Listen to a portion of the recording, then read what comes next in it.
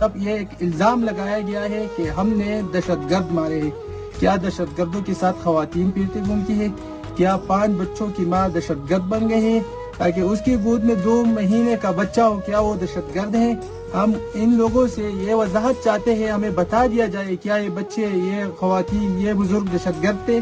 واضح پیغام ہے ہمارا، واضح موقف ہے کہ ایک طرف ہم پرامن شہری، ہم پرامن محب وطن پاکستانی، اور دوسری طرف ہم پر الزام لگایا جاتا ہے کہ یہ دہشت گرد ہے.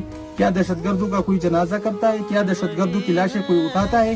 یہ پرامن لوگ تھے، غریب لوگ تھے اس علاقے کے، اور ان پر ڈرون اٹیک کیا گیا ہے اور بلا وجہ ان کو شہید کیا گیا ہے، اور پوری دنیا نے ان کے موقف کو جانا ہے.